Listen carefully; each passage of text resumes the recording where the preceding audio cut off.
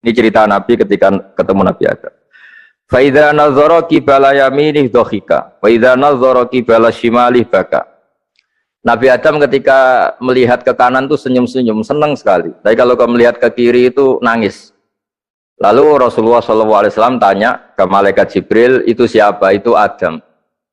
Dan yang kelompok di kanan itu ahli surga, maka beliau kalau melihat senang sekali, dan kalau yang di kiri itu ahli neraka, kalau beliau melihat itu susah sekali.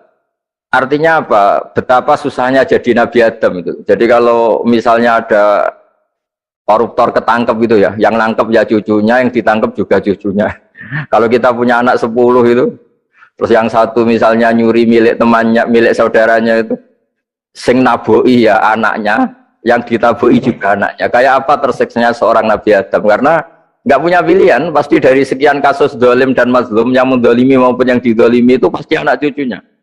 Jadi betapa susahnya seorang Nabi Adam. Jadi termasuk kearifan kita sebagai manusia itu belajar dari takdir yang kita hadapi, yaitu keterbatasan kita sebagai manusia.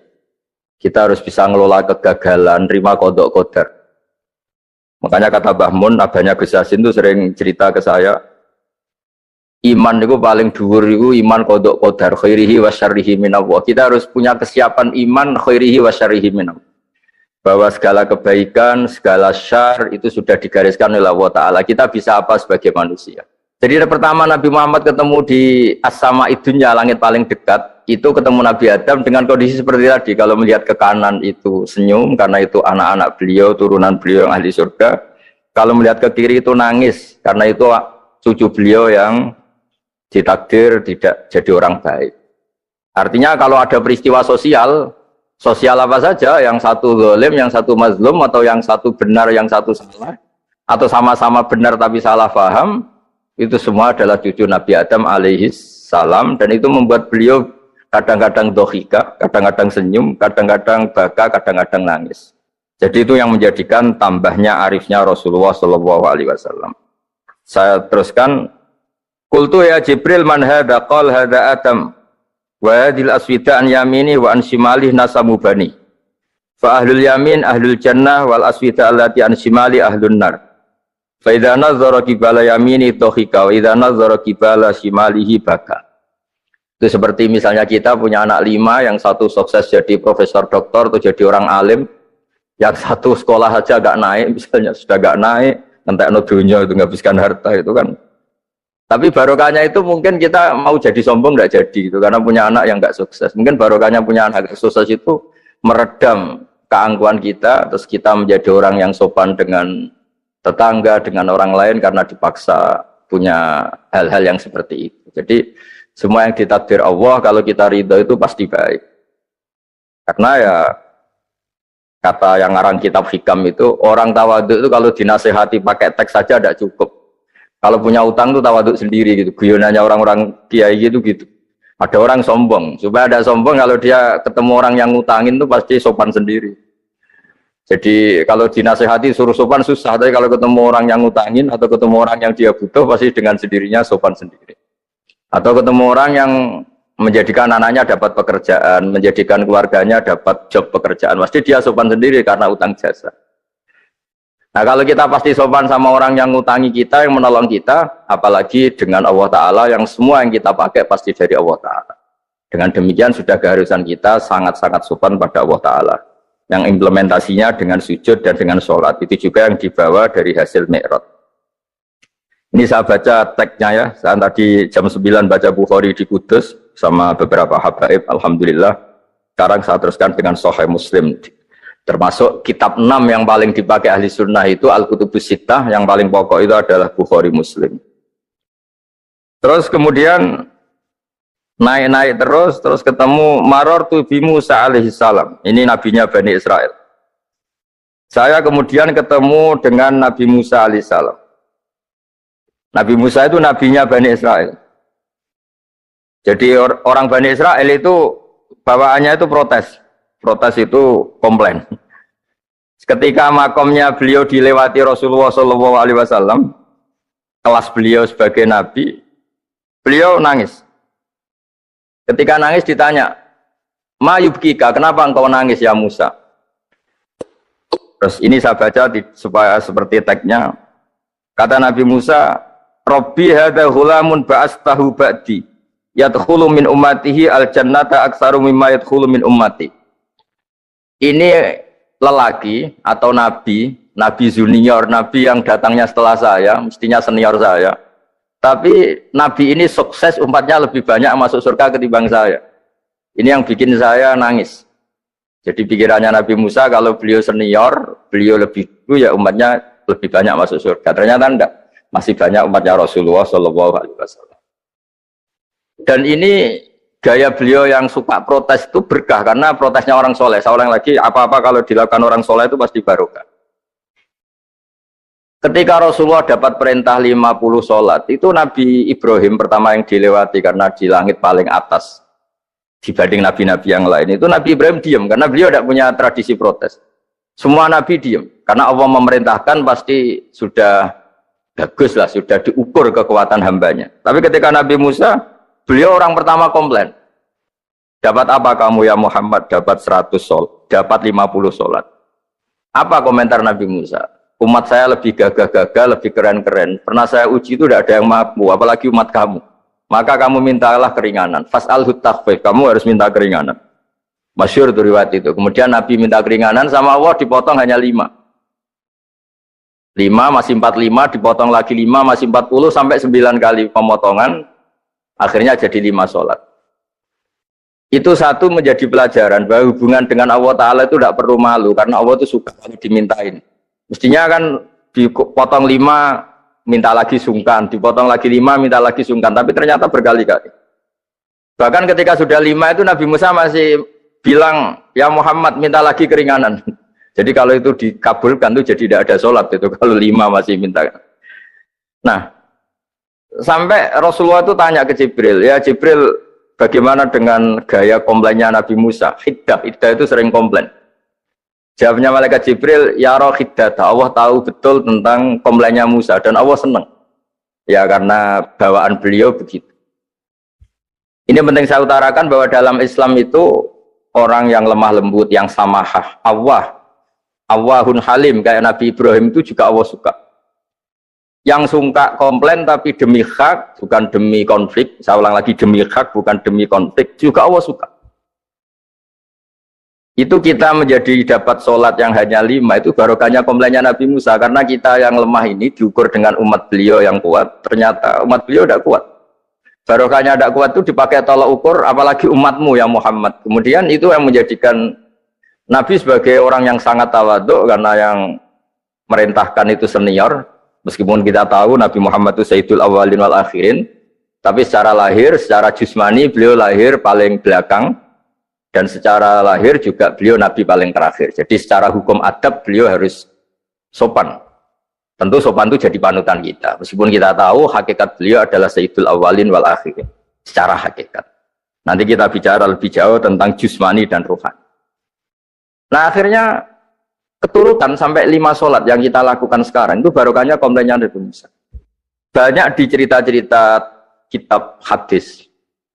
Ketika Nabi Musa ngaji sama Nabi Khidir, itu komplainnya Nabi Musa menjadi fikih yang luar biasa, kata kitab Ibnu Hajar al-Asqalani, Fathul Bari. Ketika beliau ngaji sama Nabi Khidir, kemudian Nabi Khidir itu dipinjemin perahu sama masyarakat. Sudah dipinjemin karena beliau majanan ya, dikasih gratis. Tapi di tengah-tengah perjalanan perahunya itu dilubangi. Nabi Musa komplain, akhirat tahalitu khriqo ahla, masa kamu lubangin padahal kamu naik, nanti gimana, kamu sudah pinjem, nggak bayar, masih ngerusak lagi, itu apa-apaan. Nabi Khidir ya rileks saja, ilmu kamu belum cukup untuk menganalisis ini. Begitu juga ada 3 peristiwa yang Nabi Musa itu selalu komplain. Apa yang dikatakan Ibnu Hajar al-Asqalani itu kitab yang sangat bagus sekali. Justru dengan protes itu Nabi Musa punya kelas di atas Nabi Khidir karena orang nggak boleh sukut alal mungkar karena secara fikih orang itu tidak boleh mendiamkan suatu yang buruk. Kita tahu dalam aturan fikih di antara kewajiban kita adalah ingkarul mungkar, mengingkari suatu yang memang harus diingkari. Ya meskipun tentu tidak dengan sikap destruktif yang merusak dan apa, tapi yang nggak baik tentu kita ingkari. Perilaku Nabi Khidir yang melubangi perahu yang tidak miliknya, padahal yang punya perahu sudah menonton, itu perilaku yang nggak baik. Sehingga Nabi Musa protes.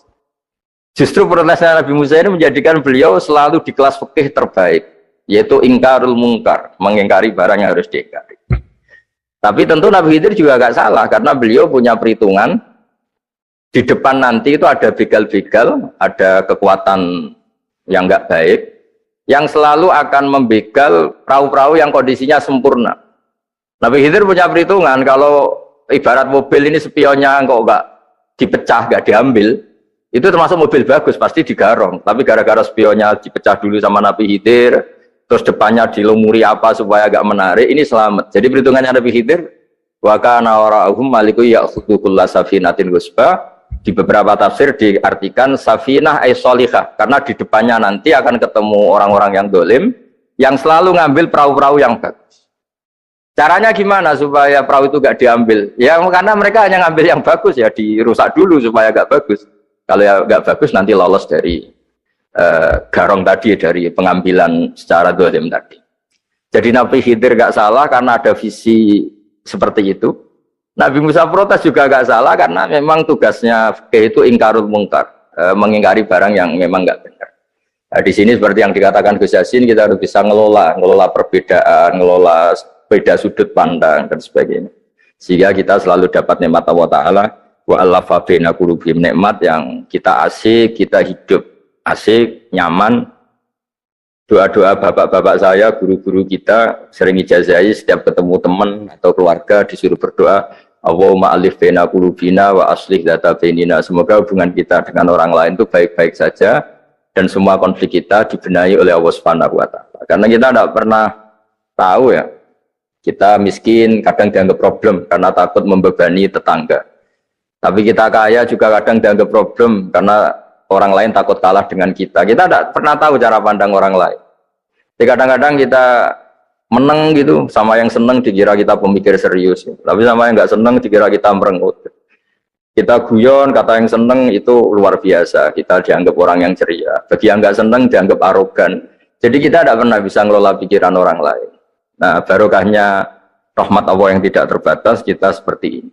Dan itu digambarkan oleh Allah Ta'ala ketika ketemu antar Nabi. Itu cara pandang ya beda-beda.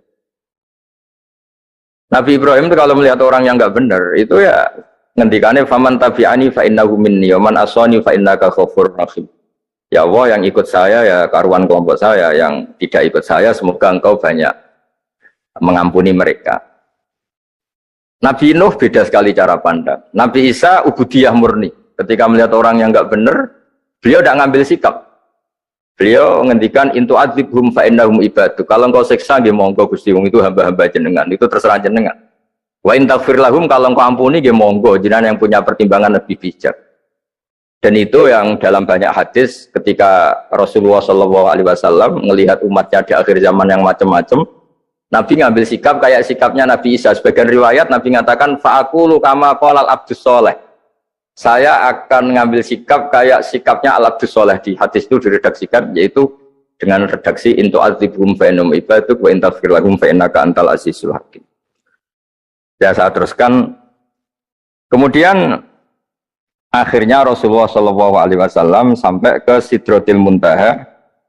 Wa ra'aitu Ibrahim alaihi salam wa ana asbahu waladih bih. Ketika ketemu Nabi Ibrahim, hubungan Rasulullah itu sangat emosional. Beliau yang pertama diceritakan, saya ketika ketemu Nabi Ibrahim itu senang sekali karena ternyata saya ini cucu beliau, turunan beliau yang paling mirip beliau. Jadi ini unik, dari sekian peristiwa besar, peristiwa langit, kemudian Nabi ada hubungan emosional yang luar biasa ketika ketemu Nabi Ibrahim. Pertama yang dikatakan Nabi, wa ana asbahu waladi bi. Saya adalah cucu yang paling mirip beliau. Dan ini kita tahu akhirnya di semua syariat kita istilah resminya itu anit tabi millata Ibrahim hanifah. Di istilah resmi agama kita millata abikum Ibrahim, agama leluhur kamu Ibrahim. Kita ketika baca sholawat Allahumma sholli ala sayyidina Muhammad, terusannya juga kama shollaita ala sayyidina Ibrahim wa ala ali Ibrahim. Dan seterusnya dan seterusnya. Kemudian yang terakhir saya cerita secara akidah Ahlussunnah wal Jamaah yang dianut oleh Imam Asy'ari dan Maturidi. Meskipun secara lahir itu Nabi mengalami pertemuan dengan Allah di Sidratil Muntaha, tapi tetap saja kita cara pandang bahwa Allah Ta'ala itu mukhalafatul hawadis. Allah tidak bisa kamu andekan di satu tempat terus ngalami hal-hal yang kita alami sebagai makhluk. Sebab itu sirinya kenapa di surat Isra dimulai dari subhanalladzi, Allah tetap maha suci. Maha suci itu artinya terbebas dari yang kita alami. Allah selalu mukhalafatul hawadis. Allah la yahtaju ila makarin. Allah tidak butuh tempat. Allah tidak butuh waktu. Allah tidak butuh semua. Karena Allah itu qayyum. Allah itu qiyamuhu binafsihi, berdiri sendiri. Allah tidak butuh aras. Allah tidak butuh kursi. Tapi eksistensi kursi yang butuh Allah. Allah tidak butuh aras, tidak butuh kursi, tidak butuh langit. Semuanya itu berdiri karena Allah. Bukan sebaliknya Allah berdiri di atas semuanya. Sehingga kita mulai kecil diajari Allah itu siapa? Al-Qayyum. Kalau bahasa kita, qiyamuhu binafsi. Selalu berdiri sendiri, dan Allah itu Al-Ghaniyul Mutlaq. Nggak butuh yang lain. Di sini pentingnya selalu Nabi ngintikan subhanallah, subhanallah, wiridanya tetap Allah itu maha suci, Allah maha besar, Allah maha agung, dan keagungannya diantara ditandai dia punya sifat yang tidak sifat kita. Dia punya keabadian yang tidak bisa kita miliki. Dia punya semuanya yang tidak kita miliki. Itu sebab itu dimulai subhanalladzi asra bi 'abdi lailam minal masjidil haram. Jadi kata subhana ini maha suci itu maha suci dari tempat, dari waktu, dari apa saja. Meskipun Allah punya adat, punya sunnah memperlakukan hambanya itu dengan logika atau bayangan yang dibayangkan seorang hambanya. Sehingga seakan-akan kita ini ya ketemu, seakan-akan kita bisa ini melihat. Sehingga di surga disebut kita ini melihat Allah. Tapi semua ahli sunnah mengatakan, tapi kamu melihat Allah itu tetap saja bila kaifin walan khisorin. Tidak bisa terus menciri. Menciri itu bisa membatasi sifatnya Allah itu begini-begini, tidak bisa. Tetap Allah itu la tudrikul absar wa huwa yudrikul absar. Tapi kita bisa disebut melihat dengan kemakhlukan kita yang profan. Di surga disebut melihat, tapi bukan melihat yang kayak kita melihat antar makhluk yang terus bisa apa itu cerita detail, cerita spesifik, cerita apa tidak bisa. La tudrikul absar. Ini hebatnya ulama-ulama kita, selalu cerita Mi'raj, cerita nazar ila wa fil jannah, melihat Allah di surga, tapi bersamaan dengan itu selalu cerita Allah itu mukhalafatul hawadis, Allah itu laisa kamitslihi syai'un. Jadi terima kasih Gajang utamanya pada Gus Yasin dan yang membantu semuanya. Barokahnya kita ketemu bisa ngaji, supaya barokah saya baca teks aslinya di Hadisil Isra, karena tadi saya jam 9 sudah baca Bukhari, ini supaya dapat berkah saya ini baca Sahih Muslim. Begini ya, saya tak cerita karena saya baca kitab itu banyak sekali. Ini bukan dalam konteks sombong atau takabur, boten. Saya cerita baca kitab banyak itu supaya sampean tahu bahwa pikiran saya ini mamlu, dipenuhi dengan pikiran-pikiran ulama dulu, karena saya sering baca. Jadi tidak pikiran saya sendiri. Khusyuk itu maknanya takut. Ya takut itu ya maknanya takut. Takut itu ya kelas-kelasan. Misalnya saya dipanggil bapak saya, "Bahak sini." Sekedar datang ke tempat itu meskipun nggak niat nurut. Saya ulang lagi, sekedar datang ke tempat beliau manggil saya meskipun nggak niat nurut, itu sudah satu poin tertentu.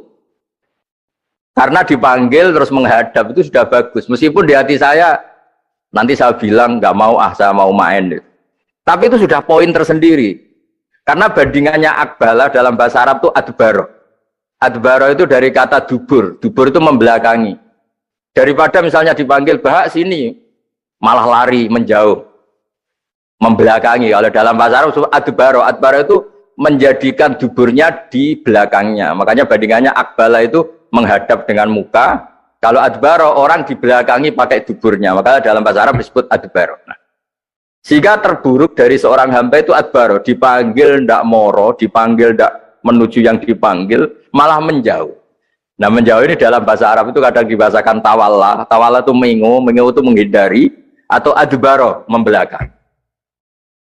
Jadi kalau Anda sholat kok masih sering salah, dan saya yakin semua orang juga gitu, kalau nggak nabi, nggak wali itu ada ya kesalahan-kesalahan yang tidak fatal-fatal banget, karena ada kebaikan yang Anda lakukan, yaitu ketika Anda dipanggil, Anda istijabah, Anda mengiyakan dengan menghadap. Ya, itu sudah bagus. Nah setelah menghadap ternyata disuruh apa itu tidak nurut.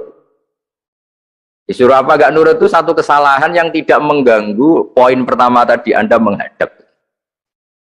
Sehingga banyak cerita di hadis-hadis, ada sahabat yang zaman itu tidak soleh-soleh banget. Zaman itu, ketika Nabi, saya ini mau sholat ya Rasulullah, tapi jangan diminta berhenti dari begini-begini. Beliau menyebutkan sekian kemungkaran sahabat tadi. Nabi komentarnya itu sayan hahumayakul. Nanti kalau sering sholat lama-lama ya enggak begitu. Nah ini kelirunya kita sebagai manusia. Lama-lama juga baik, itu kita kira itu terus harus sekarang gitu loh. Nah itu keliru, harus sekarang itu keliru. Bisa saja kita ini setiap sholat pasti sudah ditulis Allah, nanti itu mati baik. Belalang nanti habis asar sebelum kita maksiat sudah mati, habis sisa sebelum kita maksiat lagi sudah mati. Jadi barokahnya sholat itu ada waktu yang potensi ya, potensi sholat itu akhir kenangan kita, sholat itu identitas kita, sholat itu status kita. Nah, karena kita sholat itu pakai niat, niat itu komitmen. Sementara kalau Anda maksiat itu tidak pakai niat, karena zallah. Zallah itu ya ada niat maksiat, tahu-tahu mungkin di bis ketemu orang cantik, terus agak jelalatan. Tapi kan tidak niat, tapi kalau sampai sholat kan datang ke masjid, bayangkan diimami ini, nanti kamu takbir, nanti kamu baca ini, baca ini. Jadi benar-benar komitmen, itu status kita. Kata Said Zabidi disebut mautinuhu wa haqiqatuh. Baiknya umat Islam itu kalau taat itu mautinuhu, itu alamat resminya, itu statusnya, kata Said Zabidi. Tapi kalau dia maksiat itu zallah, zallah itu kepleset. Jadi tidak pernah jadi status kita. Semoga semua maksiat kita ini tidak status, tapi zallah. Tapi ketika taat itu status, hakikat kita. Maka fal'ubudiyah ya haqiqatuh wa mautinuhu wa dhatuh. Ini kata Said Abdul Az-Zabidi pengarang Ithal. Orang Islam itu orang yang ketika ibadah itu identitasnya. Betul, ketika ibadah itu Allahu Akbar, dia berharap rahmatnya Allah gini-gini. Nah ketika salah dia zallah. Dia ngantor ya ada niat korupsi, dia ingin membenahi negara ini. Dia nyai juga agak ingin macam-macam gitu. Ya tapi karena manusia terus ada zallah. Nah semoga semua kesalahan kita ini zallah. Zallah itu ya cara Jawa kepleset, tidak mental. Dan semua kebaikan kita ini mental, yaitu kebaikan yang jadi tempat kita, identitas kita, haqiqatuh wa mautinuh wa dzat. Tapi jangan pernah berpikir kalau apa artinya sholat kalau kita masih melakukan kemungkaran, itu salah besar. Sholat itu wajib, dengan Anda sholat itu sudah mengurangi kemungkaran Anda, karena Anda tidak melawan ketentuan Allah Ta'ala. Kayak kita orang Indonesia, meskipun kita koruptor, mau jadi KTP Indonesia sudah bagus, kita mau jadi warga Indonesia, meskipun setelah itu kita korupsi, dan salah, tapi lumayan jadi mau jadi warga apa? Indonesia. Orang mau sholat artinya dia menstatuskan diri sebagai hamba Allah. Teken kontrak, kalau saya ini hambamu ya Allah, anta robbi, iya karena butuh, iya karena stain. Soal salah ya salah aja, yang sama. Kita tetap warga Indonesia meskipun kita salah, meskipun kita koruptor, meskipun kita salah, tetap aja warga Indonesia yang berhak mendapat jatah makan meskipun di penjara, meskipun apa. Sama, kita ini hamba Allah, yang mengakui kalau Allah itu Tuhan kita hamba. Dan barokahnya pengakuan itu insya Allah di cerita-cerita syafaat, kalau kita dosa atau apa insya Allah dapat syafaatnya Rasulullah SAW, karena kita tidak pernah lari dari status kehambaan. Jadi yang harus dipegang, makanya status kehambaan ini nggak boleh hilang. Kita harus sering bilang Robbi, Robbi, Tuhanku yang merawat aku, yang memberi aku. Dengan demikian kita menjaga status kehambaan kita. Dan status hamba ini yang menjadikan orang layak masuk surga, yaitu fadkhuli fi ibadi, kamu harus resmi menjadi hambaku, baru ada perintah wadkhuli jannati. Kalau menjadi hamba aja nggak mau, kita punya keangkuhan, punya keinginan yang mulu-mulu, sehingga seakan-akan kita ini Tuhan, nah itu tidak menghamba. Kita harus fadkhuli fi ibadi, baru wadkhuli jannati. Saya kira demikian, semoga ini manfaat. Banyak cerita niku riyen Kiai Khalil mengambil mantu Kiai Bisri niku nggih nyaur utang kalian Mbah Topo, mergi sering dirumat secara finansial. Rias mbake ndongane iku tenanan supaya anake Kiai Mustofa niku pinter, anake Mbah Topo niku pinter, terus dados Kiai Bisri. Niku nak diambil kesimpulan niku Kiai ndonga tenanan niku nak dirumat tenanan. Nak dirumat rapati tenanan niku ndongane ya kudune rapati tenanan. Niku wonten sing crita niku mbah bodoni napa mboten niku riyen niku ngantos Mbah Khalil lu prai jamaah. Mergo makmume iku sing ngutangi. Dadi wedi nek ketemu makmume. Suwe-suwe diebrokno terus wani dadi imam malih. Terus dalam keadaan ngoten niku ndonga ora tenanan mboten mungkin. Singkat cerita terus Kiai Bisri dados tiyang alim, Kiai Misbah dados tiyang alim. Terus fan ingkang ditekuni niku nahwu. Wau leres sing didawaken Kiai Said angsal gelar Sibawahi zamani. Pancen riyen kula piyambak sering didhawuhi Mbah Mun nggih sering istifadah teng terjemahan Alfiyaipun Ki Bisri riyen teng sarang nak belajar Ibnu Aqil di antara referensi itu tulisannya Ki Bisri mbek Ki Misbah sing sedanten niku barokahe didikanipun Ki Khalil Harun. Kula piyambak zuriyah saking Mbah Dimyati. Mbah Dimyati riyen teng sarang keceluke putra angkate Ki Umar Harun. Mergi wau Kiai Umar mboten gadah putra. Kula cerita silsilah sing radi serius. Dados niki waliane Gus Yofur wau mun rileks niki kula sing cerita serius. Riyen syarate wong alim niku sinau riyen, sinau badhe niku diskusi kalian sing sak level. Badhe niku nembe ngaji. Sehingga nak ngaji kantun nyocokno niki kangge santri-santri Radhatul Thalibin. Dados kisah hal sebelum ngaji Mbah Zubair niku sinau riyen. Misalnya piyambake macane tajibu, mengke kiyaine maca tajibus sholatu. Mengke diskusi terus ngaos Mbah Zubair. Angger macane wis kembar terus berarti aku wis pinter. Karena yang memutuskan rofa nasab itu tidak kiainya tapi dia. Dados kantun nyemak. Ki bengi tak waca rofa kok kiaiku rofa, berarti ilmuku wis padha. Aku maca nasab kok kiaiku nasab berarti padha. Aku maca jer kiaiku jer wis padha. Nah santri sakniki kan mboten ngaji mboten persiapan. Teko ngaji mbek takok halaman. Niku mun santri innalillahi wa inna ilaihi rajiun niku enggak bisa diharapkan.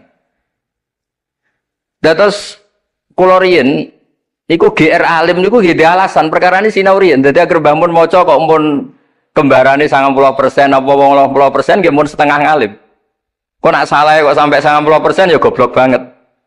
Sakniki mboten santri sinau iku mboten persiapan ngaji takok halaman tok endi. Mau menyenggai sholawat. Salam Muhammad sholli alaihi.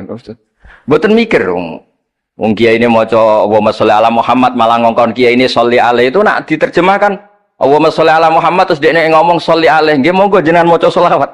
Wong sholli nu fi'il amar. Tapi wong jenenge wong ora mikir nggih. Terus niku ruwet. Terus niki kula cerita sing serius kersane jenengan pirsa bilih sing mintera wong ra bakat pinter niku nggih kangelan tenan. Riyen bapak kula nggih nak definisi wali nu ngoten kula nggih insyaallah pun mlebu lah. Mergi kula niku nggih mintera tiyang kathah. Tiang-tiang sing ra bakat pinter teng Gunung Kidul niku kula kathah sing kula dadekno kiai niku. Tapi mboten pinter banget pokoknya memenuhi kualifikasi lah. Mergi ceritane niku nggih sederhana. Riyen niku Mbah Khalil niku nak mulang nahwu tenanan. Mergi sesuatu itu jadi mudah. Mulane cerita sing beredar nang Lirboyo niku Ja'a Zaidun, Zaid datang. Ini wonten santri pelengahan delok lawang. Gurune ngamuk. Kamu orang mana? Orang Bekasi. Kenapa pelengahan? Ya katanya Ja'a Zaidun ra'aitu Zaidan. Habis Pak Guru bohong. Katanya Zaid datang melihat Zaid ternyata orangnya enggak ada. Contohnya Ja'a Zaidun ra'aitu Zaidan. Tapi barokahnya itu terus sesuatu itu menjadi mudah. Lah ini sing dawuh Mbah Mun wae sing didawakan Gus Zofur kula jeeling dawuh Mbah Mun gelem ra gelem Allah kudu gawe wong alim kok wong Jawa. Mergo wis kadung dawuh Islam iku kafatal linnas untuk semuanya.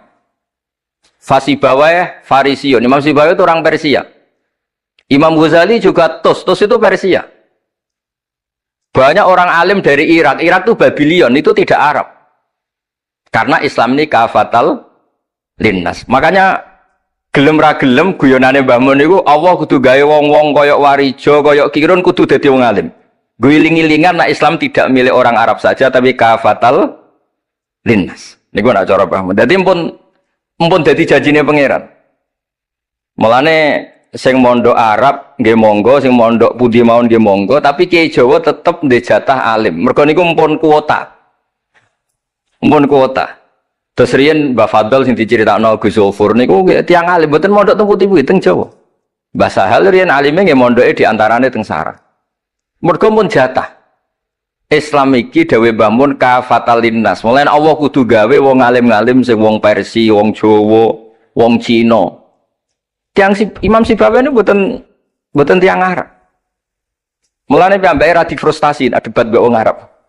Masyhur riyen ada ahli nahwi sing tiang Arab namanya Kisai. Piyambake Sibawayh tiang Persia. Niku didu kalian seorang raja di depan umum kan maca qad kuntu azunnu annal aqrab asyaddulas atan minaz zambur faidan huwa hiya atau faidan huwa iya. Dari Imam Sibawai rofa, dari Imam Kiswai oleh rofa oleh nasab. Terus akhirnya dalam perdebatan itu antuma ro'isa baldatikuma, kamu ini ketua dua negara anda karena anda yang terbaik. Lalu famanil hakim, terus keputusan ini di tangan siapa? Kamu orang terbaik di negara kamu semua. Terus yang bilang hadil Arab, ya orang Arab semua ini kita konsensus polling. Semua orang Arab bila Imam Kisai. Karena orang Arab biasa ngendikan iyaha atau hiya. Akhirnya Imam Sibawai itu frustasi. Mergo dipermalukan di depan umum. Kila karena dalika sababa wafatih, sababa mautih. Bahwa peristiwa itu yang menjadikan Imam Sibawai kabundut. Kok dipermalukan di depan umum. Imam Sibawai keyakinannya tetap bersikeras. Setelah idza fujaiyah itu rofa. Karena beliau ikut fusha saja. Fa idza hiya hayatun tas'a. Faidah hiya bayda'ul linadirin. Semuanya itu rofa. Beliau nggak bisa nerima konsep nasab. Terus tapi Imam Sibawai yang ngalami dipermalukan itu jadi barokah yang sak dunya. Yaitu karena dia orang Persia, belajar nahwu harus yang fusha saja. Barokahnya itu orang-orang non Arab itu bisa belajar nahwu. Karena nggak perlu latihan min ayna ji'ta diwaca minin jid. Fi aina batuka diwaca fan batnuk. Cara sampean latihan Arab nakal tambah goblok. Mergo terus ribet. Orang Arab itu kalau wong Jawa mangan sak piring kok wis wareg itu takok fi aina batnuka iku fan batnuk. Kan tambah pusing. Nek mriki kan boten. Fi aina batnuka. Min aina jita. Sehingga ora perlu mikir minen jit. Dados dawe Bamun barokah fusha iku terus nahwu itu bisa digeneralisir. Akhirnya terus pilihannya Alfiyah. Kila diantara sing beto Alfiyah pertama nu Kiai Khalil Bangkalan.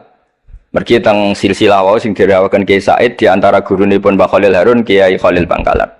Kula piyambak menyaksikan dalam manaqibnya Syekhona Khalil, beliau ngaji sama Said Zaini Tahlan.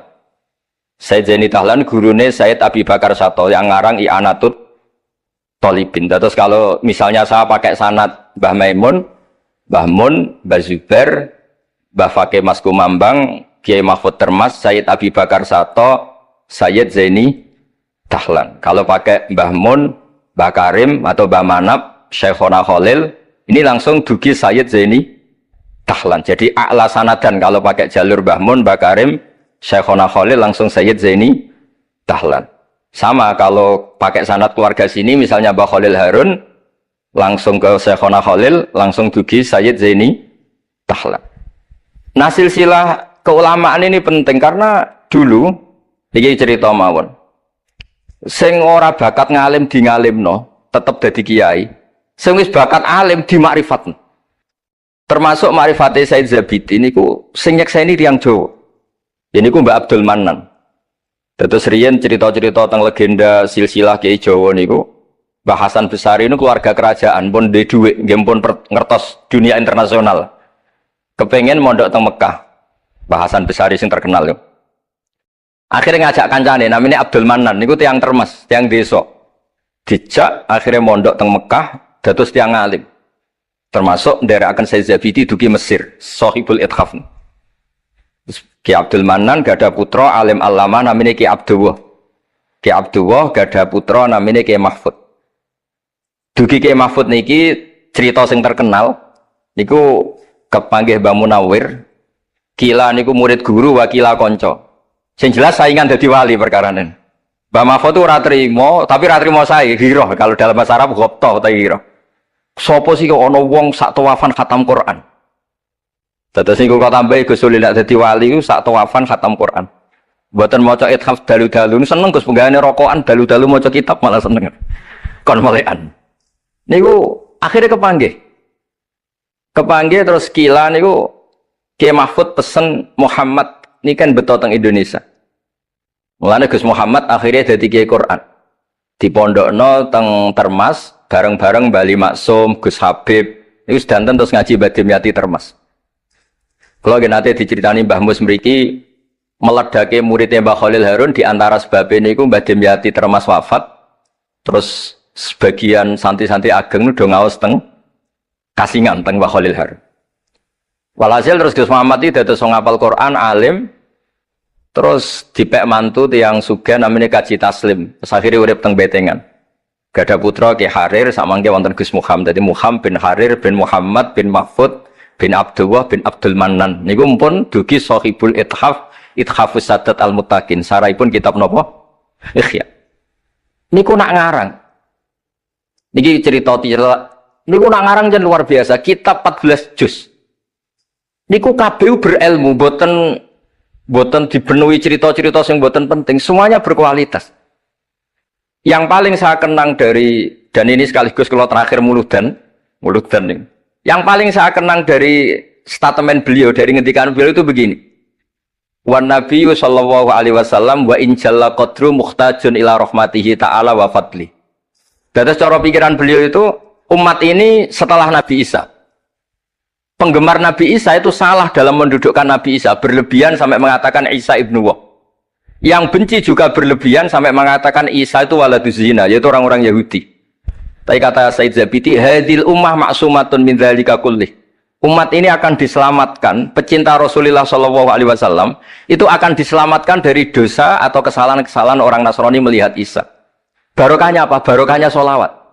Yaitu umat ini wiridan Allahumma sholli ala Sayyidina Muhammad. Allahumma itu pemberi,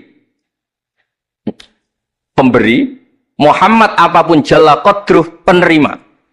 Sehingga kita baca sholawat itu sekaligus menunjukkan mahabbah kita ke Rasulullah SAW, bahwa beliau makhluk terbaik, manusia terbaik, yang paling layak dapat askas sholawat, askat takhiyat dari Allah Ta'ala. Tapi tetap saja Allah ini pemberi, Rasulullah ini penerima. Sehingga umat ini tidak akan mendudukkan Rasulullah setingkat Allah.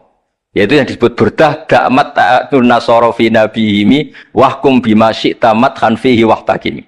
Pokoknya silahkan memuja Nabi Muhammad setinggi langit asal da'mat ta'atun nasara. Tinggalkan kesalahan yang dilakukan orang Nasrani.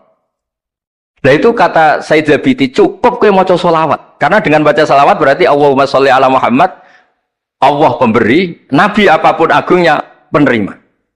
Jadi sampean nyebut Allah, yaitu Jalla Jalaluh, menyebut akrobu habaibi akrobu asfiyahi. Nah itu ini cerita. Jadi kita ini dididik orang-orang spesial.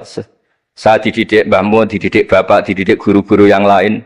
Beliau dididik Mbah Zubair di antara gurunya Mbah Karim, Mbah Fakih. Mbah Fakih dididik Mbah Mahfud dididik Ki Abdullah dididik Ki Abdul Manan. Ki Abdul Manan ini dididik yang ngarang kitab Ithafus Sadatil Muttaqin. Terus di situ diterangkan sanad beliau sampai ila Rasulillah Shallallahu Alaihi Wasallam.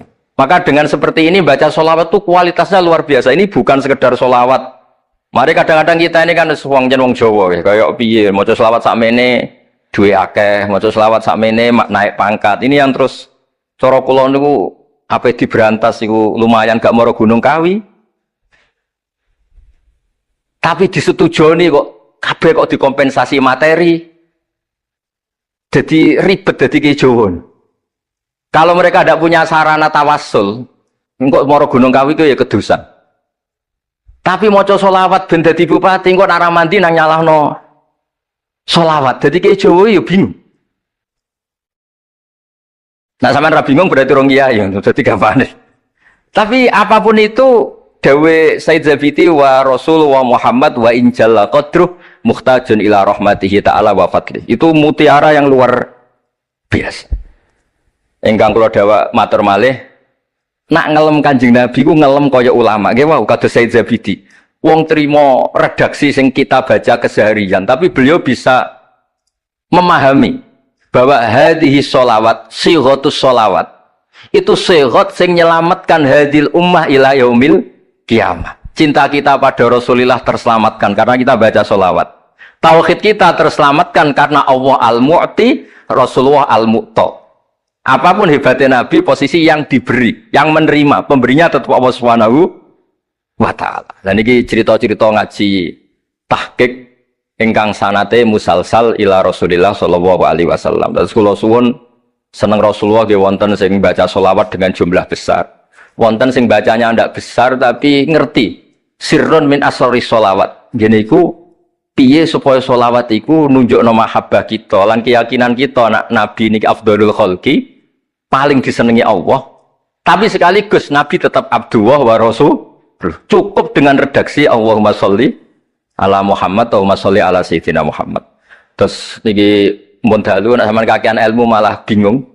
Wong kula piyambak pun nganggep final yang didhawuhna Gus Zofur mergi saya bersaksi karena hal yang sama juga Mbah Mun sering dawuh. Sing jelas iki Jawa kudu bangga tetep untuk kuota. Mergo wis kadung ngendikan kafatal linnas. Jadi tetap Allah akan bikin orang-orang alim di lain orang Arab. Mesti ono sing wong-wong non Arab. Kata Imam Ghazali orang Tus itu ikut Persia.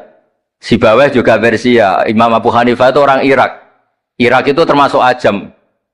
Karena ikut Babylon, wa kumma minal biladil ajamiyah. Mesir ikut Afrika. Terus insya Allah barokah cerita niki, barokah wow penjelasan-penjelasanipun Gus Zofur dan kita juga sering dengar dawuh-dawuh Mbah Mus, Mbah Khalil bahwa agama ini luar biasa. Mergi Indonesia nu boten saged bahasa Arab tapi saged ngarang kitab bahasa Arab.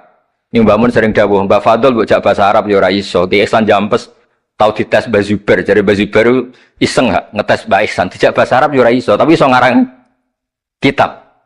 Mbah Fadl ketemu supir taksi Arab ya tuntas. Pinter supir taksi. Mana gara Mbah Mun ana wong mondok Arab kepen pinter, kepen iso bahasa Arab. Kowe adol es ning Arab kok pinter bahasa Arab iso ora Mbah Mun. Nah pen alim yo niru Mbah Fadl. Tapi saged alim alamah. Mergi mpun untuk kuota agama ini kafatal linnas. Nah, agama itu mulai dulu itu masalah klaim di sosialnya ya. Pada level kebenaran tentu agama itu hak dan batil. Tapi pada level sosial itu klaim. Klaim bahwa Ibrahim itu kita. Kata orang Islam, kata orang Yahudi Ibrahim itu kita, kata orang Nasrani Ibrahim itu kita. Sebab perdebatan itu ketika diputuskan Yerusalem, Hebron, terus Bethlehem itu dianggap kota internasional, kota bersama. Sehingga di sana itu yang namanya Nabi itu kadang kakinya di masjid, kepalanya di sinagog, atau pokoknya separonan. Jadi saya pernah sholat di masjid Ibrahim itu harus melewati sinagog. Itu tak inceng Nabi Iskak itu nang tengah-tengah sinagog. Ibrahim lumayan, sirahnya nang masjid. Jadi hanya satu bangunan. Sama persis di masjid Yerusalem itu masjid apa? Baitul Maqdis itu. Tembok yang satu yang sebelah ini dipakai tembok ratapan, tembok yang sama yang satu dipakai masjid.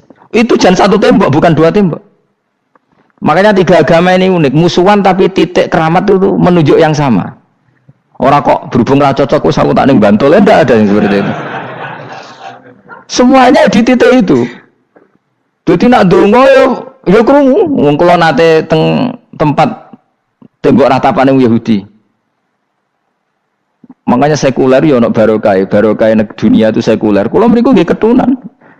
Mbak-mbak nggih jilbaban gak masalah karena dianggap tempat wisata. Sama di Mesir itu ada masjid tertua, Masjid Amr bin As. Wong barat nak rono ya ono sing katokan cekak macam-macam. Wong wis wisata. Kayak Masjid Kauman Jogja. Sapa wae mlebu ya oleh wong sapa? Wisata. Maksudnya kan banyak turis yang ke situ posisi enggak berpakaian apa? Islami. Senajan to mau ning Jowo di Masjidnya Amr bin As bin sama. Nah pertanyaannya gini, satu-satunya yang bisa meyakinkan umat Islam kalau Ibrahim tidak Yahudi dan Nasrani ya dawuh pangeran. Kenapa? Karena secara fisik makamnya itu di kawasan apa? Yahudi. Nabi Daud parah meneh sak kemule itu tembok bintang kejora kabeh. Bahkan kalau ziarah ke sana kudu maca ala Yahudi dulu. Piye Nabi Daud sing. Nah, di sini ini pentingnya nyuwun sewu, pentingnya dengan tanda kutip pentingnya politik. Jangan-jangan makam-makam itu terserah otoritasnya. Andai kan Indonesia itu menang Wahabi, mungkin makam-makam tulis sentral kemusyrikan, awas bahaya. Karena yang menang Aswaja ya tempat barokah. Ya tinggal yang nulis. Nah ini yang kita khawatirkan. Ibrahim mengalami seperti itu. Andai kan dulu yang menang 100% Umar atau Salahuddin Al-Ayyubi, mungkin Ibrahim itu enggak lagi ada sinagog di seputar Nabi siapa? Ibrahim. Semuanya mas.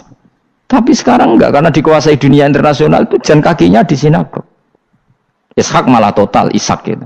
Yakub malah total semua tubuhnya di sinagog karena Yakub itu nama lainnya siapa? Israel. Ya, nama lainnya Yakub siapa? Makanya Yakub bin Ishak bin Ibrahim. Lah Yakub punya anak namanya Yahuda. Paham ya? Makanya Yahuda bin Yakub bin Ishak bin Ibrahim. Yahuda punya dulur yang li'ab 12, yang punya dulur li'ab itu 2, Bunyamin sama siapa? Yusuf. Yang Bunyamin Yusuf ini sakit. Yang lainnya berapa? 11, itu 10 kan, berarti 10. Pokoknya bangsa itu berapa itu? Lah itu li'ab hanya berapa? Ada li'ab, ada apa? Sakit. Nah Yusuf, nasibnya paling untung Nabi Yusuf. Orang Kristen nama Yosef sama orang Islam jenis Gus Yusuf itu banding. Ya. Daniel? Enggak ya? Keok ya? Sarah? Keok kita. Yusuf banding ya? Non-Muslim nama Yusuf banyak ya? Islam Kiai Yusuf juga banyak. Mustafa, Raono ya? Islam kabeh aja nih, meskipun gak wong pilihan dek nih, Mustafa sing jeneng saya ya mboten ora ono maknane. Makanya saya itu mikir. Nah, terus perdebatan sejarah itu mesti mengacu ke Duriyah. Duriyah itu komunitas. Nabi Ibrahim itu kita ikut partai Ismail saja ya supaya jelas ya. Ismail itu lahirnya di Palestina di Syam, dibawa ke Mekah. Tapi mari kula nu rada setuju Islam, mari dadi utek kula niku wis rada iku. Utek kula niku kan anut kaul sing paling akwa. Sampean anut sing tahu krungu pertama kan angel itu disambungi. Tapi sudahlah saya tak kompromi saja ikut siapa? Ismail. Ismail itu kemudian ketika Islam, saya ulang lagi, ketika Islam mengklaim juga agama Ibrahim, itu orang Yahudi mencibir. Kamu kok bilang agama Ibrahim itu alasannya apa? Kita ini yang ikut Ibrahim, kata orang Yahudi, karena kita orang Palestina, kita orang Yerusalem. Terus Nabi Muhammad memberi penjelasannya, tentu diajari Allah, Ibrahim itu pernah hidup di Mekah. Buktinya fihi ayatum bayinatum maqamu, jejak kakinya di situ, jejak kesejarahnya di situ, yaitu istrinya pernah dibawa ke Safa dan Marwah, yaitu peristiwa Hajar nyari apa? Air. Lalu Ibrahim dan Hajar ini punya anak namanya siapa? Ismail, dan itu namanya Abul Arab. Jadi Abul Arab itu Ismail. Bukan Ibrahim. Kenapa kok tidak Ibrahim? Karena Ibrahim juga Abu Syam. Ibrahim masih milik bersama. Yang mulai benar-benar hidup di Mekah itu siapa? Ismail. Maka dulu perdebatan antar para peneliti agama itu lalu Adnan itu siapa? Makanya terus diputuskan wa adnanu bila roibin inda dzawil ulumin nasabiyah ila dzabihi Ismaila nisbatuhu wa muntama. Lalu pertanyaannya, orang Yahudi yang di Palestina tetap mengklaim kalau mereka turunan siapa? Ibrahim, dan menduga Ibrahim adalah Yahudi. Islam darani Ibrahim Islam. Ya sudah seperti itu tuh nasib agama akan begitu terus ila yaumil qiyamah. Kita tentu iman status Ibrahim, maka na Ibrahimu Yahudiyah wala Nasraniyah. Nah, kenapa harus Quran ngendikan? Karena secara fisik atribut Ibrahim itu sekarang makomnya itu dikuasai Yahudi, akhirnya dikuasai Israel akhirnya juga. Jadi gampangannya ini loh. Umpama Nabi Ibrahim di makom ning Indonesia terus dikemuli ayat kursi kan aman. Paham tuh kita? Angel temen terangno kowe iku. Mesti diarani Islam. Lah tapi di makom ning Israel dikemuli bintang kejora. Paham ya? Maka mau tidak mau tetap ada perebutan otoritas politik. Makanya di sini ini Sayyidina Umar ngotot kepengen nalono Romawi. Maksudnya Romawi yang menguasai Palestina. Tenan kasil. Akhirnya Nabi Ibrahim total ning masjid. Mulane kono jenenge Masjid Umar. Mergo sing nalono awal sedurunge Salahuddin Al-Ayyubi sinten? Tapi gak suwe kalah neh wong Islam. Lagi menang neh Rasulullahuddin apa? Terus kalah meneh terus saiki dadi kota modern nih. Dikelola secara internasional dianggap kota tiga nopo agama. Ya wis. Lah kita wis ngimani Quran wae ora usah ndelok bukti fisik. Mergo nek bukti fisik iku beberapa nabi makome ning Israel sing status notabene niku Yahudi. Lalu Yahudi itu apa? Awas gen ora anut aku. Wis akeh pinter lah sementara anut aku. Karena ini sekali salah itu fatal. Yahudi itu siapa? Yahudi itu nama agama, apa nama marga, apa nama sekte. Terus orang tuh gak tahu mikir meneh, dikira Yahudi itu nama agama, apa nama sekte. Isra-roh Gus ra tau mikir, yo satu roh enak. Jadi Yahudi iku jeneng wong iku Yahuda bin Yakub bin Ishak bin Ibrahim. Lalu nama ini ya tetap tauhid. Tapi pertanyaannya, apapun tauhid kamu tetap akan disalahpahami oleh penulis sejarah. Maka sejarah itu sekali sing nulis salah, tetap selawase korbane yo salah. Misalnya kok Siti Jenar, kita kan tidak pernah tahu Siti Jenar persis piye. Kabeh nulis misalnya dekne wahdatil wujud, akhirnya dekne tersangka wahdatil wujud manunggaling kawula Gusti. Tapi ada juga penggemar Siti Jenar. Siti Jenar udah diwali, wali songo hasud.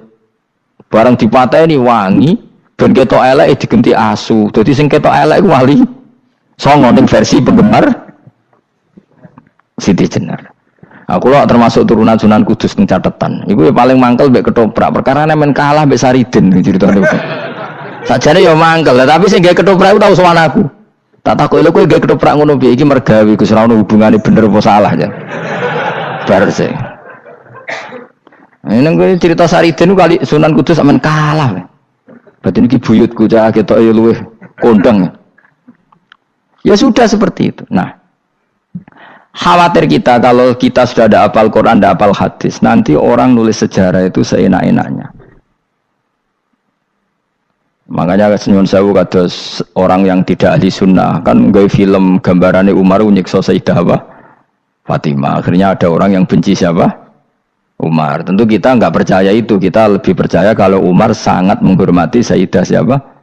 Fatimah, Sayyidah Aisyah dan sebagainya. Nah, makanya hati-hati baca sejarah itu di sini. Karena ya sudah seperti itu. Dulu kita kerepotan kan memasukkan Kahar Mudzakkir jadi pahlawan apa? Nasional. Karena ada yang cerita ini dulu pernah ikut apa itu dan macam-macam. Kita sering kesulitan melacak sejarah. Oke lah kalau, nah bayangkan kalau itu sejarah Nabi. Agama satu bilang Ibrahim Yahudi, agama satu bilang apa? Nasrani. Tapi Allah itu maha kuasa. Orang itu kalau salah mesti keterucute iku elek. Gue mesti roh, gak ulama gak roh. Ketika Nabi debat dengan Yahudi, debat dengan Nasrani, itu debatnya itu lucu. Kanjeng Nabi ditanya, Mat, kamu agamanya ikut siapa? Saya pengikut Ibrahim. Lalu Yahudi, padahal pinter-pinter wong Yahudi, kadang bakat cerdas. Tapi musuh-musuh pangeran tetap kalah. Jawabnya Yahudi gini, wah berarti kamu harus hormat saya Muhammad. Kenapa? Kamu ikut siapa agama kamu? Ibrahim. Kan anit tabi millata Ibrahimah Hanifah millata abikum Ibrahim. Berarti kamu harus hormat saya Muhammad. Kenapa? Karena panutan kamu Ibrahim itu saja pengikut Nasrani. Sing jarung Yahudi Ibrahim pengikut Yahudi. Nabi oleh semua nang ngupol. Mergo ketok goblok dadi kadang wong pinter ketok goblok. Nabi oleh guyu ngene lha ya kok aneh wong Yahuda bin Yakub bin Ishak bin Ibrahim. Tapi padha karo muni Pak Karno pengagum Puan Maharani. Kira-kira gitu cara bahasa Indonesia itu. Utawa kowe mendingin lah, Mbah Nur Salim penggemar Hasan Hasan anak kula. Utawa kowe muni Mbah Zubair penggemar Gus Yofur kan boten mungkin. Utawa Mbah Hasyim penggemar Mbak Yeni. Jadi mereka itu ketucut ngene, Ibrahim itu Yahudi. Padahal sing jenenge Yahudi iku putune Nabi Ibrahim ko Yahuda bin Yakub bin Ishak bin Ibrahim. Mulane terus Quran turun. Quran turun oleh gojlok ngene. Ha antum haula'i hajastum fi ma lakum bi ilm falimatu hajuna fi ma laysa lakum bi ilm. Ini perdebatan sudah tidak fair. Muhammad berdebat secara ilmiah karena dia junior ngaku pengikut Ibrahim. Tapi kamu Yahudi Nasrani pendapat kamu tuh abal-abal. Masa Ibrahim pengikut Musa? Padahal Musa dan Ibrahim dulu Ibrahim. Masa Ibrahim pengikut Yahuda? Padahal Yahuda itu cucunya Ibrahim. Makanya Quran gojloke wama unzilati Tauratu wal Injilu illa mim ba'di. Ya ahlal kitab lima tuhajuna fi Ibrahim wa ma unzilati Tauratu wal Injilu illa mim ba'di afala taqilun. Jadi ini penting ya, penting dalam sejarah. Tapi santri-santri yang seneng ngaji ini ku ora roh sejarah. Pokoke ngaji mlebu swarga paham ra apa itu. Kok ruwet banget ngadepi wong ngaji kan. Saya itu tidak setuju seperti itu. Oke lah, kau mlebu swarga lah sepek-pekan. Tapi mbok yo paham. Tapi ra paham lah sementing mlebu swarga lah iku masalah kowe. Ora tahu kepikiran li'ilai kalimatil lah. Aku lho cara kon mlebu swarga mbek kon paham Quran. Milih paham Quran sik. Lagi mlebu swarga. Tapi kok nek sida mlebu ora mungkin paham Quran bu neraka. Kowe aneh-aneh. Maksudnya ku ketok regani pangeran lah mlebu swarga keren lho mergo paham Quran. Ora kok koyo kowe sementing mlebu. Ora paham lah. Karena ini sudah jadi menjadi perdebatan internasional. Saya tuh berkali-kali ikut penelitian. Makanya lucunya nasab itu sah. Mereka yang Yahudi kalau ditanya man huwal Yahud, huwa Ishak, huwa Yahuda bin Yakub bin Ishak bin Ibrahim. Terus diomong no Ibrahim pengikut Yahudi itu padha karo tadi kayak kita bilang misalnya Mbak Munawir pengikut Gus Najib. Kan gak mungkin Pak Karno pengikut Puan Marani atau Gus Basyem pengikut Mbak Yeni atau Mbak Nur Salim bapak saya pengikut Hasan anak saya, kan aneh. Sehingga pangeran oleh gojlok gitu. Ha antum haula'i hajastum fi ma lakum bi ilm. Mereka ini sudah siap berdebat secara ilmiah. Falimatu hajuna fi ma laysa lakum bi ilm. Tapi saiki pecintane Kanjeng Nabi ku rata-rata iku ora pinter. Penting selawatan berjanji buanter. Nak diarani bid'ah ngamuk wis ngono terus kegiatan. Lah sing diarani bid'ah padha dene wong selawatan iku tareh kok di. Kadang-kadang yo bingung. Wis sama dibak berjanji cara mbok terjemah ra ngarah diarani bid'ah. Lah bid'ah ning ndi wong walam matamma min hamli syahrani ala masyuril aqwalil marwiyatu fiya bil madinati Abu Abdullah, ketika Nabi kandungannya umur 2 bulan bapaknya mati. Terus itu kan tareh. Gara-gara diwaca bahasa Arab terus koyo mantra. Lah akhirnya diarani bid. Sing maca padha ora paham, akhire Allah, ya Allah. As padha dene aku repot pisan. Pusing aku mikir berarti. Ayo kowe ngono ta ora kelakuan ame. Sing ana mau tulis bahasa Indonesia, kok terus ketara gak. Wulida maktunan biadil inaya makuhlan terus ya sudah ya biasa aja tareh.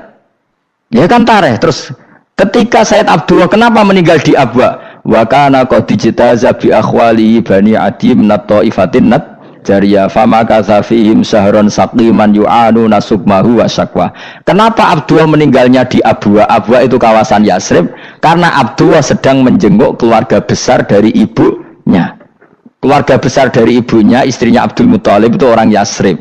Nah pas di sana di Bani Najjar sakit, terus kapun, terus bid'ah ning di wong iku sejarah. Tapi mbok waca bahasa Arab, kowe maca koyo historis Allah terus menewang. Ya akhirnya wong kan darani iku mantra. Mana aku nak takoki wong iku bener ndi, saya padha ora bener ya bener. Terus bener sapa sing ngalim? Wis Gus tak wong ngalim bener. Ya nek ngono padha bener wae. Wong sing ngriti ku krungune mantra, sing maca bos. Pusing ngomong terangno kowe. Nah, problemnya agama itu seperti itu. Yang diikuti orang banyak. Itu di makamnya Nabi Dawud itu ya sudah wiridan ala Yahudi. Sama sekali. Saya sampai nangisi Nabi Dawud. Karena makamnya itu total dirawat ala mereka. Jogja juga ngalami gitu, Jakarta, Rembang nanti juga ngalamin gitu. Banyak raja itu wali, tapi waris-warisnya sudah nyuwun sewu orang abangan, terus misalnya dikasih sesajen. Orang ono yasine tapi mau sesajene mau apa kalau makamnya memutuskan seperti itu, penjaga makamnya itu. Mulane kena dadi wali tunggu anak putumu, muridmu wali, nak ora repot, guri-guri dikai sajen. Itu di Gunung Kawi itu ada makam santri, tapi di Gunung Sugihan piye sih. Iku ruhe nangis tenan. Banyak seperti itu, enggak usah ditua banyak. Nah, lalu makom itu terserah siapa bertanya? Terserah yang rumat apa terserah statusnya zaman dulu? Nah, karena yang rumat itu berafiliasi ke Yahudi, terus mengklaim Ibrahim itu, maka Quran harus menerangkan maka anak Ibrahim Yahudi wala Nasrani, karena secara artefak, secara kesejarahan fisik itu sekarang dikuasai Yahudi. Jadi repot. Ya tapi itu ya sudah. Makanya kita kembali ke Quran dengan cerita tadi. Ibrahim tetap Abul Anbiya, Ibrahim tetap Muslim.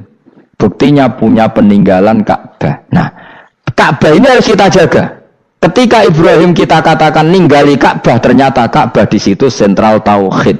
Antahira baitali ta'ifina wal akifina waruka'is sujud.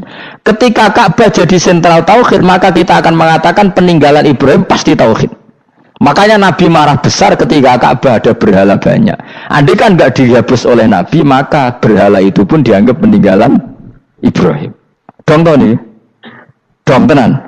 Ya pinter nih dadi maju le. Mulane kowe aja geman ndonga saleh dhewe, ora cukup. Saleh saiki ora cukup, kudu ditopang saleh anakmu, saleh putumu. Apa artinya kita sekarang soleh kalau anak cucu kita tidak soleh? Pasti sejarah dibalik. Dan itu kalau dibalik yang meluruskan siapa coba? Ya coba yang bisa menjawab siapa coba? Misalnya sobat terus, ya sudah ditulis kacau lah kacau. Saya tidak bisa bayangkan. Makanya Nabi Isa, Quran menjelaskan Nabi Isa sebanyak itu. Karena sudah dikira oleh orang yang salah kalau Isa itu anak Tuhan. Sampai Quran jelaskan Isa itu begini. Soal tidak punya bapak, saya ini Tuhan, kata Allah. Gawe tanpa bapak mbok wae iso ya iku Adam, kok gawe tanpa bapak kowe geger terus aku mbok anggap bapak iku piye jare pikir. Sampai seperti itu. Karena wis kadung darane keliru, dadi mau ndak mau Quran kudu nerangno. Ibrahim juga gitu, wis kadung diaku kubu sebelah nak dekne iku Yahudi. Nasrani yo ngakoni. Akhirnya Nabi debat terbuka. Lah debat itu nek kaku ati kudu adu pasut. Lah repote umat Nabi sing ra keramat wis akeh yo repot. Masyhur ada orang Nasrani, orang Yahudi. Ya sudah Muhammad, kalau kita debat ilmiah oke, Anda menang dalam debat ilmiah. Tapi kita buktikan bahwa kita ini agama samawi. Kita debat pakai langit, sing kalah kena laknat, sing kalah kena adab. Cara Madura sumpah pocong. Nabi yo cari Nabi. Masyhur itu. Faman hajjaka fihi min ba'di ma ja'aka minal ilmi faqul ta'alu nadu abna'ana wa abna'akum wa nisa'ana wa nisa'akum wa anfusana wa anfusakum thumma nabtahil fanaj'al la'natallahi 'alal kadhibin. Nabi dijak mubalah. Oh ya oke, kita mubalah. Nabi nimbali Hasan Husain. Cucu kesayangannya dipanggil Hasan Husain. Putri kesayangannya Sayyidah Fatimah dipanggil. Terus jari ke Kanjeng Nabi, saya berani adu pasut, taruhannya saya, anak cucu saya. Wong Nasrani mikir, wih, adu pasut anaknya dijak putune dijak, mesti bener deh. Mereka wongnya paling khawatir nak anaknya mati, putrinya mati. Orang ada cerita bojo nih babi gue, bojo orang melok aku ora roh. Lalu kalau termasuk kiai sing jarang tuh ngombe bojo, itu sajane sering ngelah tau mlebu. Tapi kiai haji ya mbek bojo, umrah mbek bojo, kula niku ya rada iskal. Jebule bareng tak takono sing dhuwit sing wedok Gus. Ya wis nak ngono wis kejawab ya wis anjir sing dhuwit sing wedok. Ya wis nak ngono fair apa? Riyen bapak kula kaji ya dhewean, bojo kula kaji ya dhewean, kula ya kaji dhewean, tapi aja tiru. Kamu ndak sekeramat saya dadi. Kula nggih setuju sing grudak-gruduk wong loro karena ternyata tadi sing duwe dhuwit sing wedok. Ya wis piye meneh.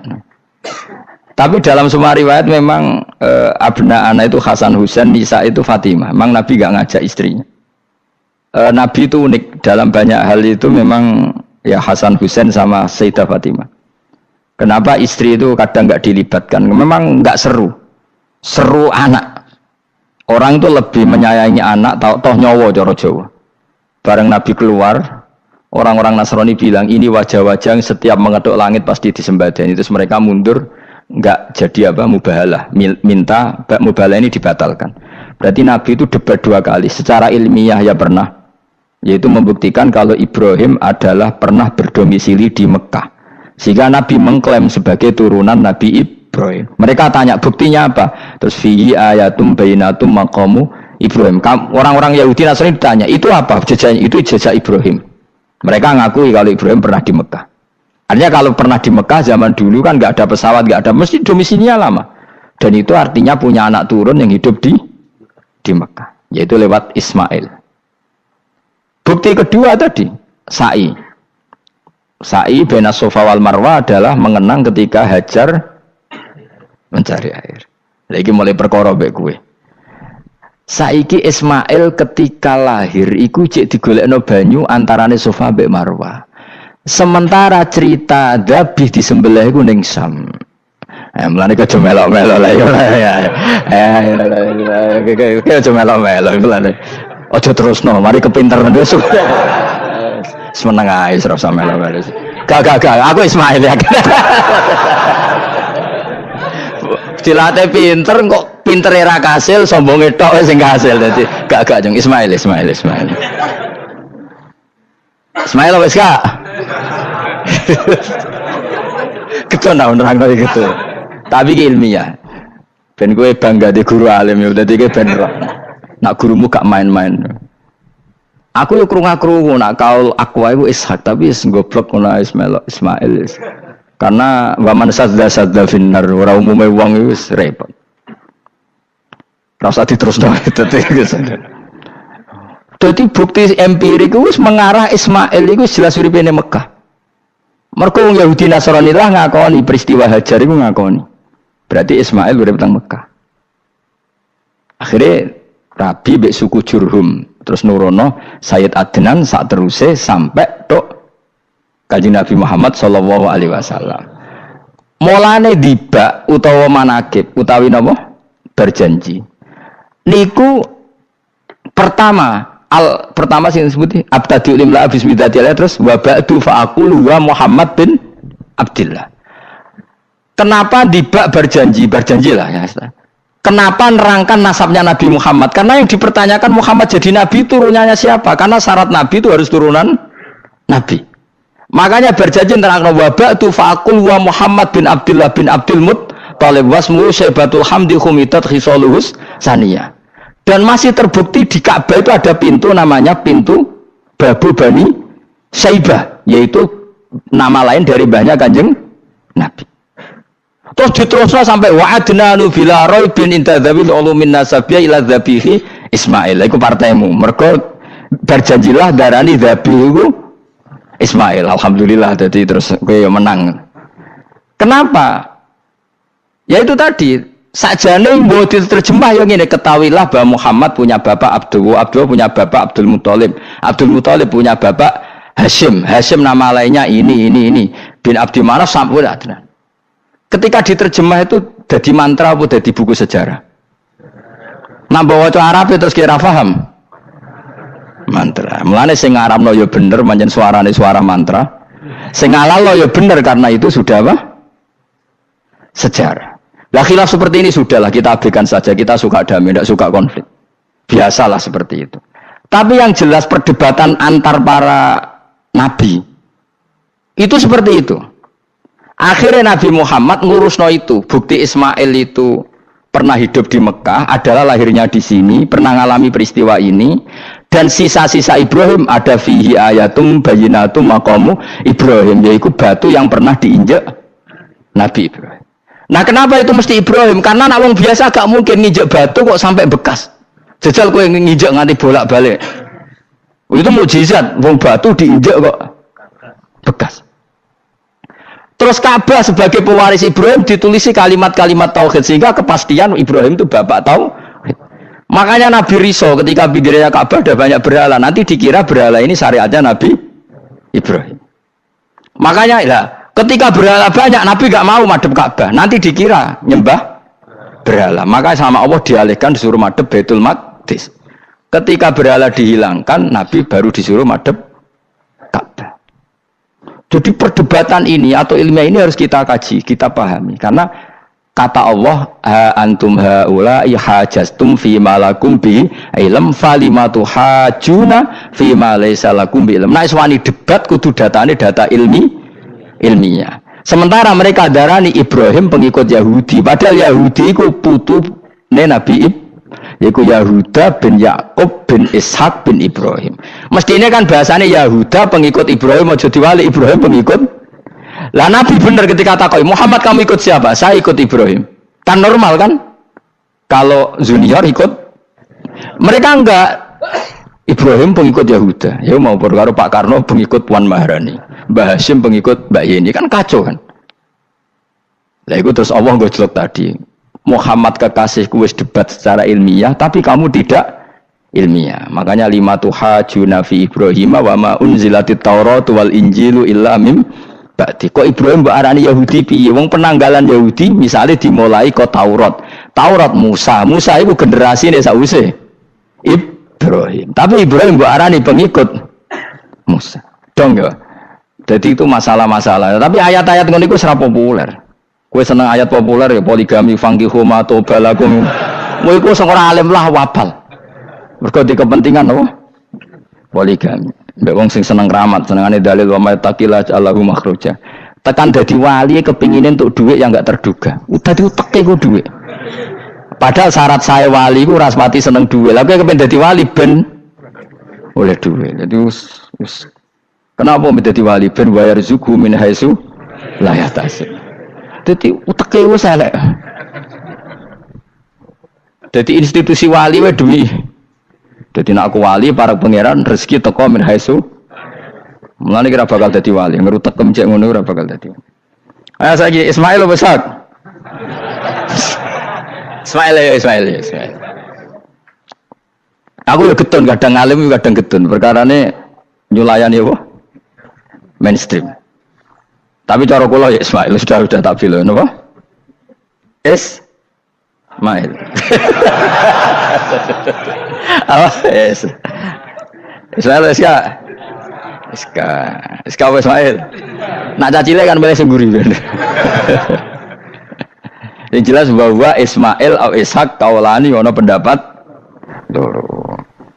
Ya sudah, pokoknya arah Ismail ya Iska.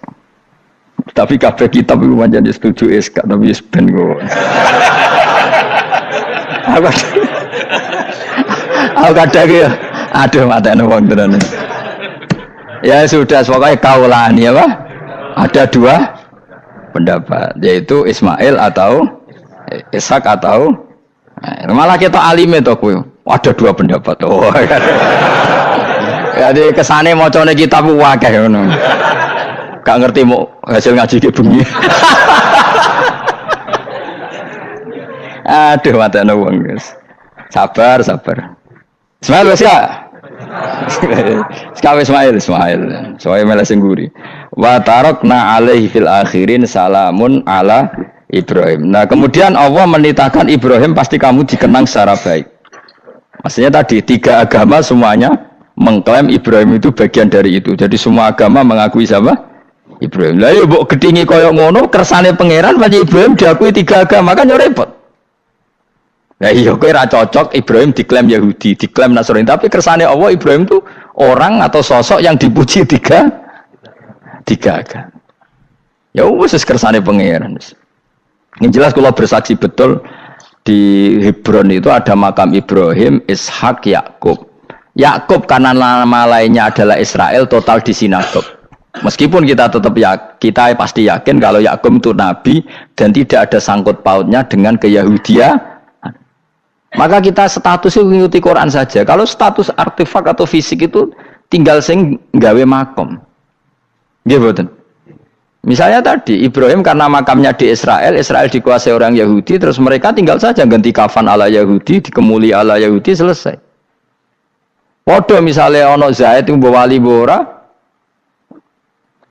tenan bora, misalnya di makam Wahabi sudah seperti itu.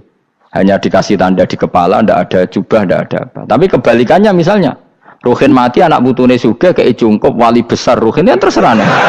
Lah mungkin era kita masih konangan, era nice. Lho nak wali songo karuan ana buktine sejarah secara silsilah. Lah nak sing ra jelas-jelas yo. Mulane cara kula putune wali kudu alim biar urut. Terus saya itu punya catatan sampai Sunan Kudus meskipun lewat ibu, lewat nasab ibu. Tapi supaya pentingnya tadi, saya masih punya kitab milik buyut saya ke-7 ke-8. Itu berapa coba? Berapa orang itu setiap saya buka itu langsung putus saking lamanya kitab itu. Sehingga saya tahu itu tradisi nenek moyang saya. Enggak mungkin nenek moyang saya seneng keris, seneng jimat. Nyatanya yang nggone lemari ini mau ana kitab. Mbok nak nggone manane keris kan. Artinya ini penting. Ibrahim juga gitu. Ibrahim itu ngendikan dengan anak putune tinggalanku yo Ka'bah iki, sucikan Ka'bah dari kemusyrikan. Antohiro bidali taifina wal akifina war rukais sujud. Sehingga orang ingat Ka'bah itu ingat apa? Dipakai kiblatul musallin. kiblatnya orang sholat. Lalu orang sholat itu orientasinya apa? Adalah tauhid.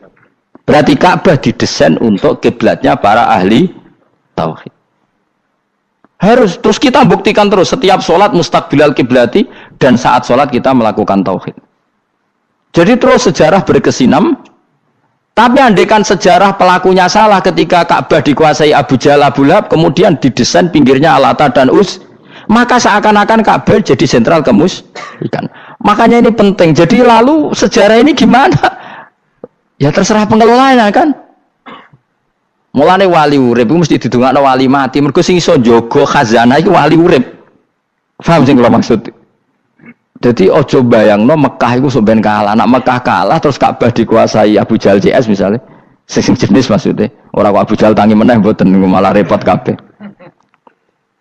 Lah di sini ini pentingnya Quran. Alhamdulillah wong Islam diwarisi be Allah Quran, kitab la yatabaddal wa la yataghayyar. Kitab yang enggak akan rubah, yang enggak ada matinya. Sehingga suatu saat misalnya Ka'bah kok pinggirnya berhala, kita tetap nganggep itu tradisi yang salah. Mergo sing jenenge Ka'bah iku antahira bidali thaifina wal akifina war ruka'is sujud. Ka'bah adalah tempat yang harus steril dari salah guna, dinggo kemusyrikan. Jadi barokah Quran sebagai teks yang enggak hilang, kalau suatu saat ada perubahan tidak seperti yang kita saksikan sekarang, kita ngikuti Quran.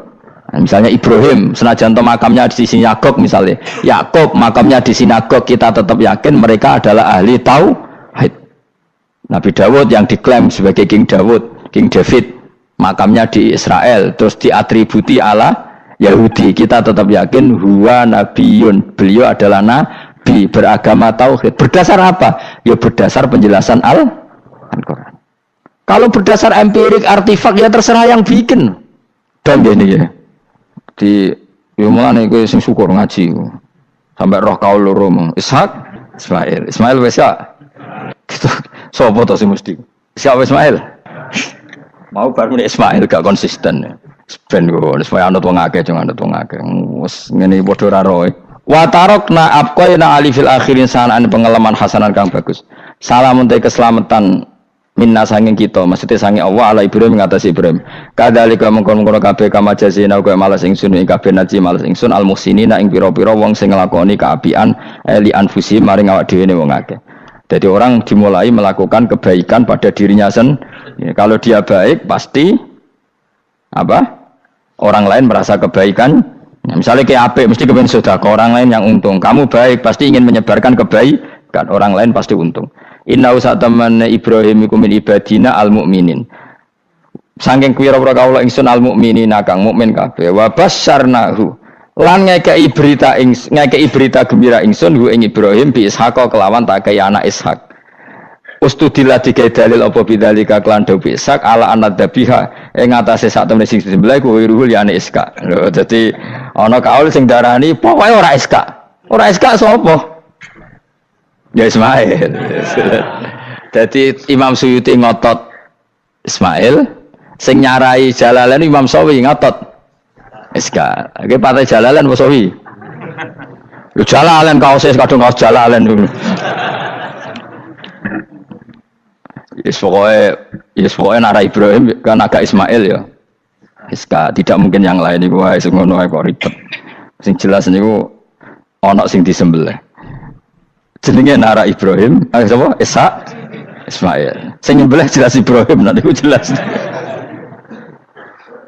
Aduh. Repot. Dadi wong alim dadak. Mula kula nate maca mobil mangkel nganti saiki. Susah dadi wong waras, tangan-tangan kok. Ya ono bener e. Lah wong gendeng ora tau mikir. Dadi aku tahu dendam mbek tulisan mobil mesti tok-tok. Gelem ra gelem kan maca ning ngarepe. Susah dadi wong waras. Aku pertama eskal. Engko waras kok susah. Tanganan iya wong gendeng kan gak tau mikir. Mulane kaya nak susah berarti waras. Nak ora tau mikir berarti. Jadi mau nak roh khilaf berarti wong alim. Nak ora roh khilaf berarti wong orang alim. Saiki wis roh khilaf berarti alim. Assalamualaikum warahmatullahi wabarakatuh.